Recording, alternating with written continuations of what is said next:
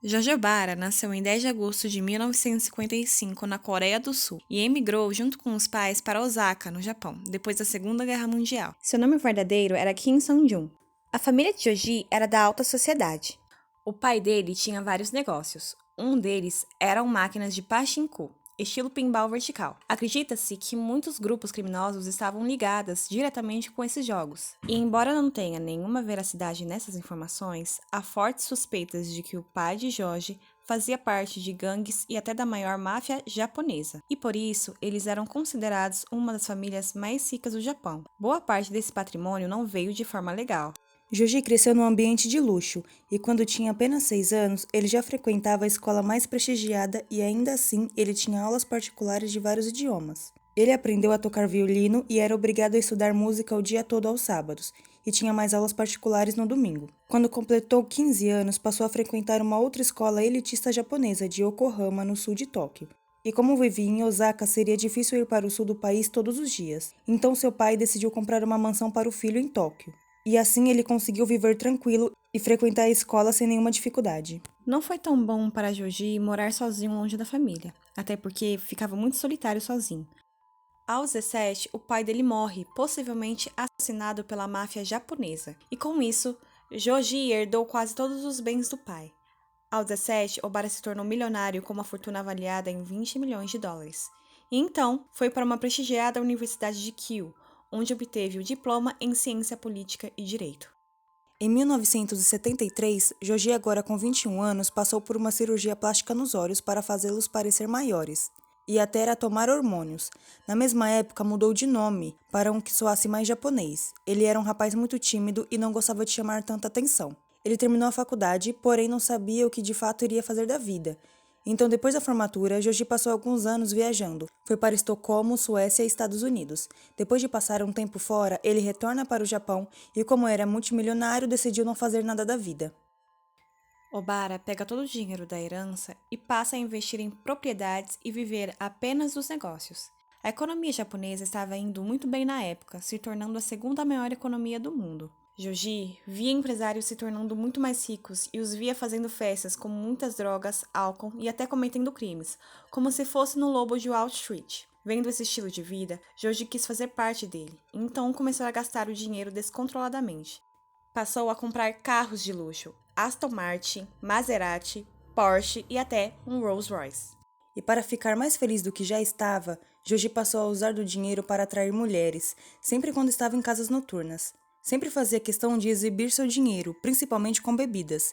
E mesmo gastando muito em festas, com o investimento dos imóveis, ele conseguiu fazer seu patrimônio sair de 20 milhões para 45 milhões de dólares.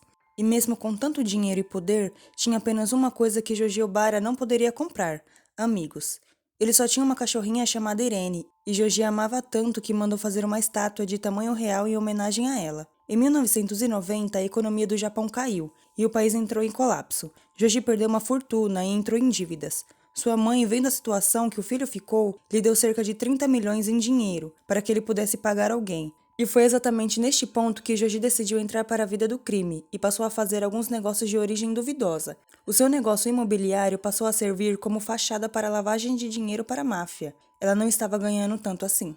Joji era um rapaz mulherengo e acreditava fielmente que as mulheres eram inferiores a ele, deixando claro que sempre as odiou. Ele manteve um diário desde os anos 70 afirmando isso. Foi nessa época em que ele passou a desenvolver fantasias perturbadoras sobre ter relações sexuais com mulheres inconscientes. E existem clubes em Tóquio especializados nesse fetiche e pagam profissionais para fingir que estão dormindo.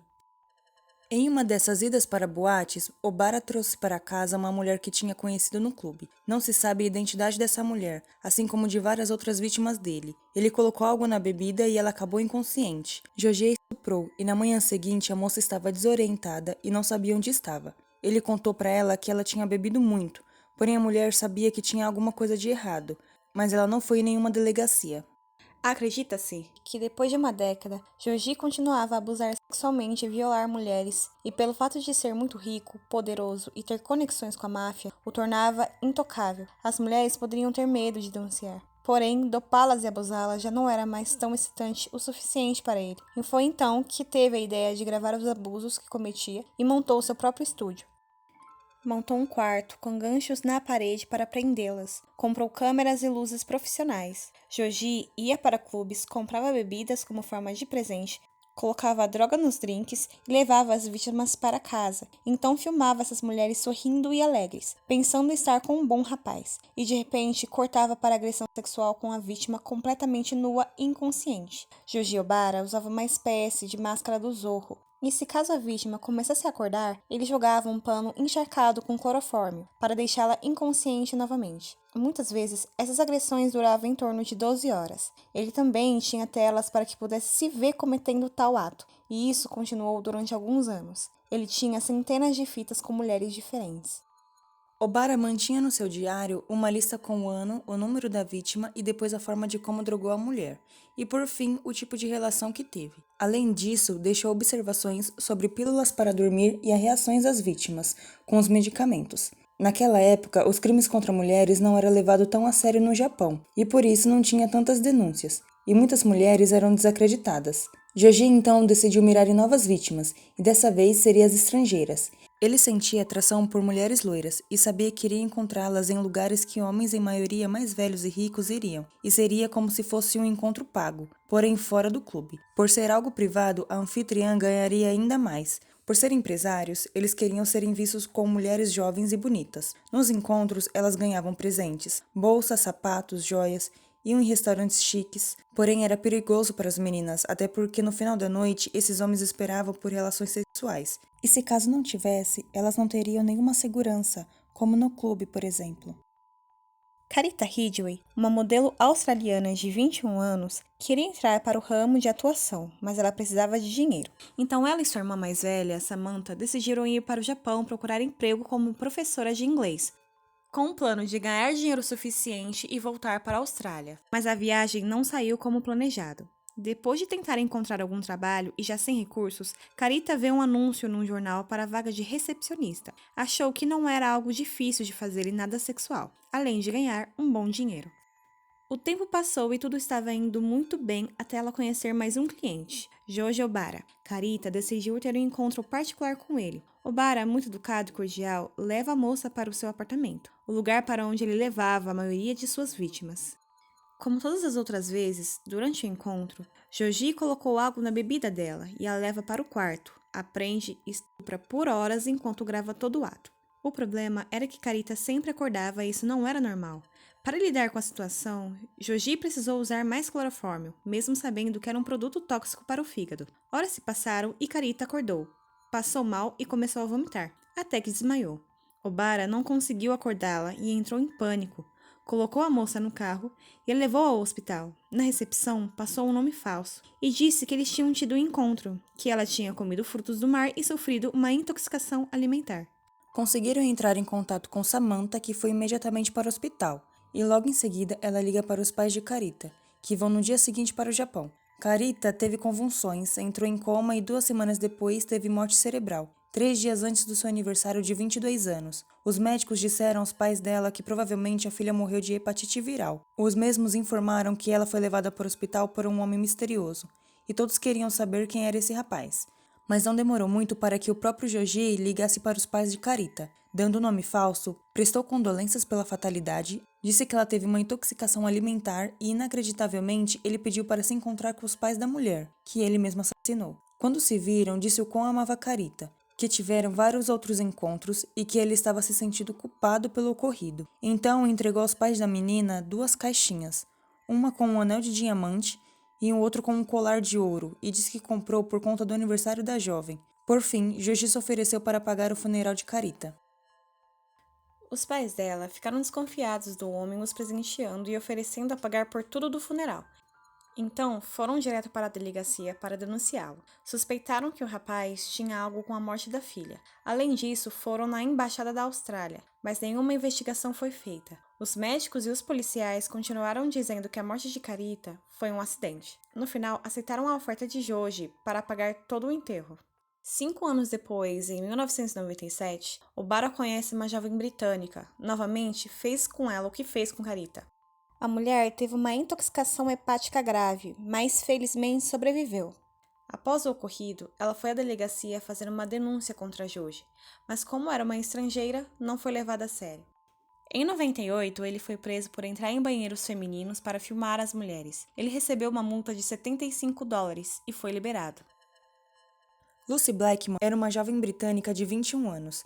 Descrita como uma menina doce, atenciosa e exigente, Lucy encontrou um trabalho como aeromoça na British Airways e gostava muito do seu trabalho.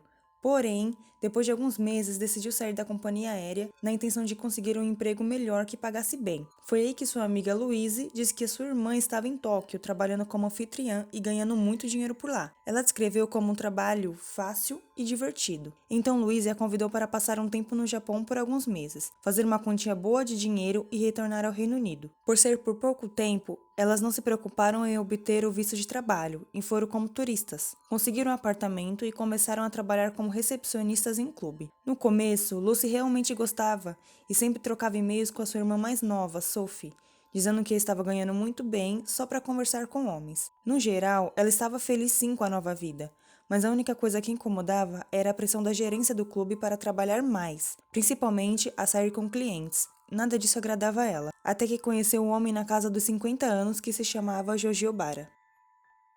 No dia 1º de julho de 2000, Lucy saiu de seu apartamento para encontrar Joji, dizendo à sua amiga Louise que não iria demorar. Chegando no apartamento de Obara, os dois jantaram e Joji tirou algumas fotos de Lucy com a vista para o mar. O encontro tinha ido muito bem, e por volta das 19, ela liga para a amiga dizendo que em 30 minutos estaria em casa, mas infelizmente isso nunca aconteceu.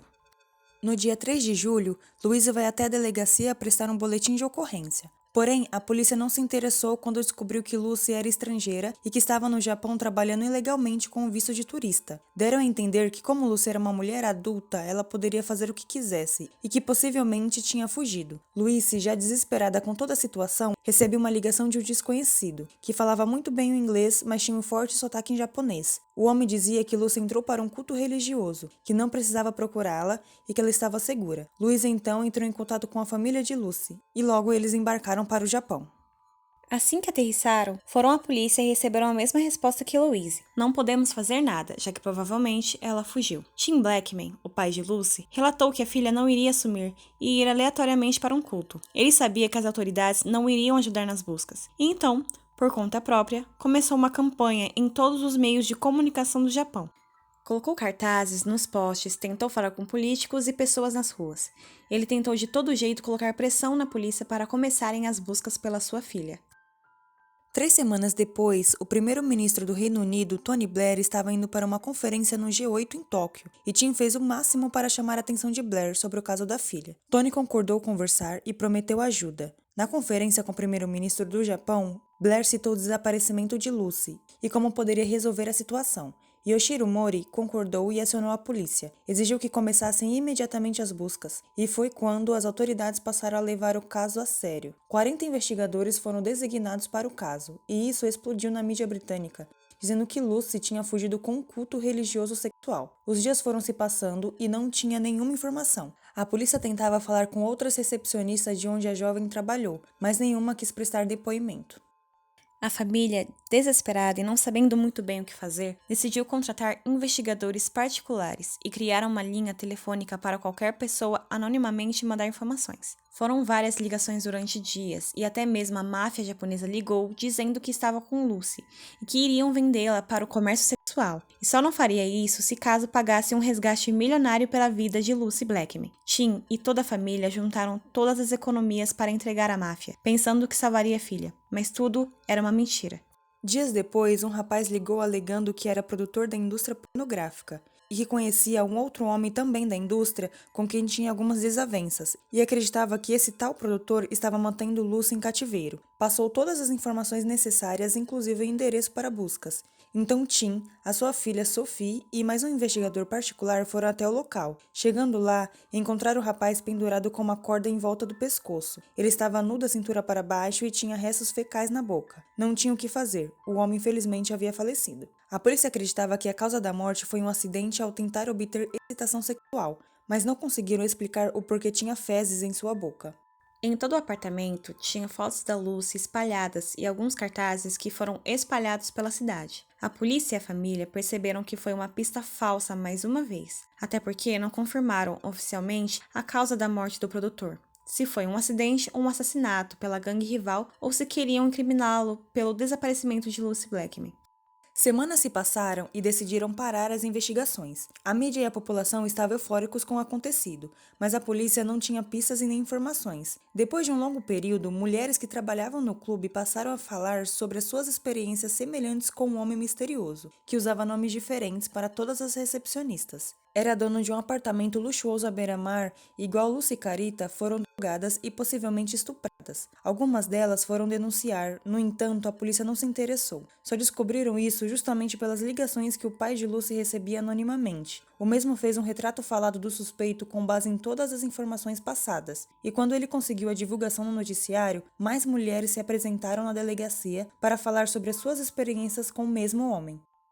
Como resultado de tantas ligações e informações, conseguiram localizar o apartamento onde todas essas mulheres falavam. A polícia não tinha o endereço exato, então, junto com algumas recepcionistas, foram até o local à beira-mar com o objetivo de pelo menos uma delas reconhecer a área. E finalmente funcionou. Muitas delas reconheceu o prédio. As autoridades obteve registro de cada morador e encontraram somente uma pessoa com histórico sexual. E esse homem era conhecido como Joji Obara. A polícia levou cerca de 3 meses para conseguir descobrir tudo isso. E estavam tentando reunir o máximo de provas contra Joji antes de interrogá-lo.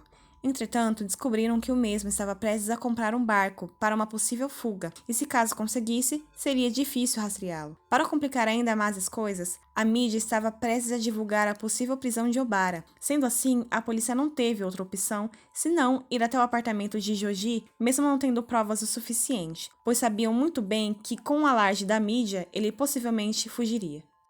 No dia 12 de outubro, a justiça concedeu o mandado judicial. Revistaram o apartamento de Joji e encontraram 400 fitas de vítimas de agressão sexual cometida pelo mesmo. A polícia precisou assistir todos os vídeos para conseguir identificar cada uma e saber se Lucy era uma das vítimas de Obara. Contudo, nada foi encontrado.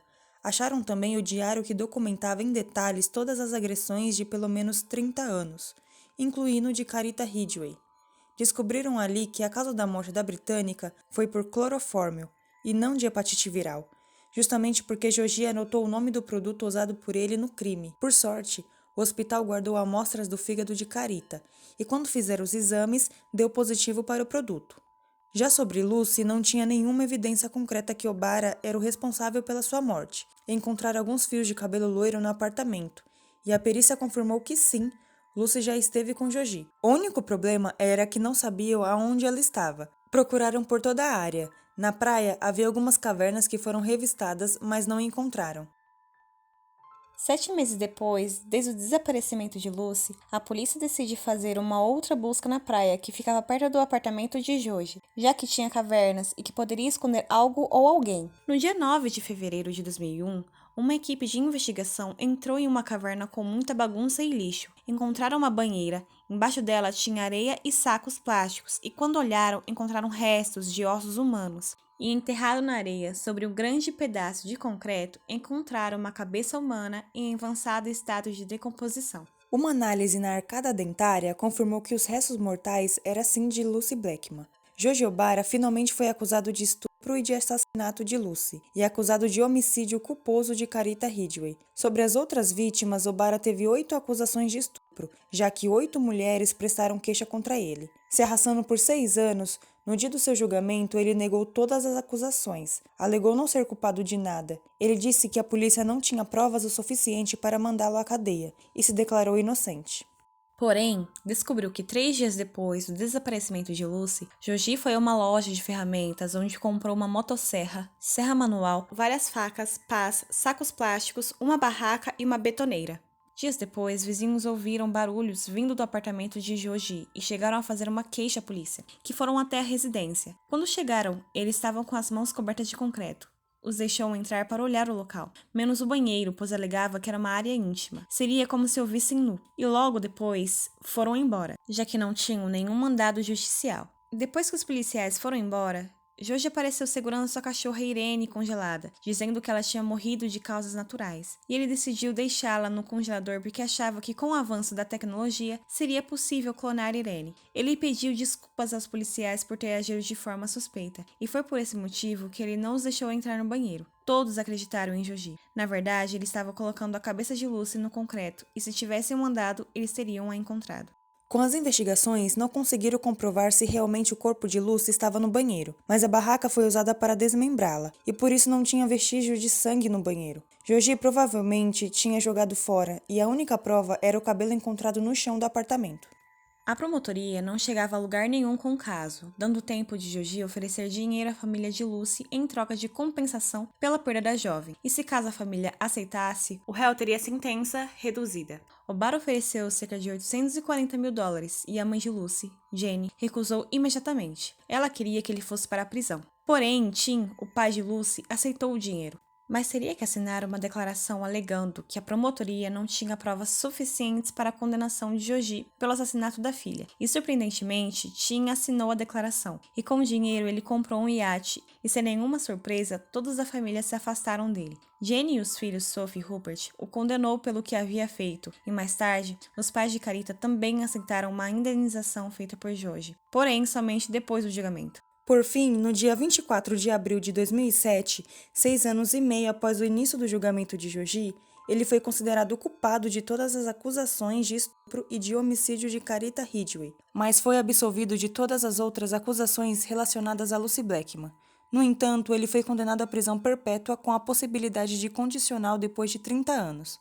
Obara achou a sentença injusta, mas em 2008, o tribunal anulou algumas absolvições no caso de Lucy, e Joji foi condenado por estupro, sequestro, drogas e desmembramento. A promotoria o chamava de a besta com o rosto humano.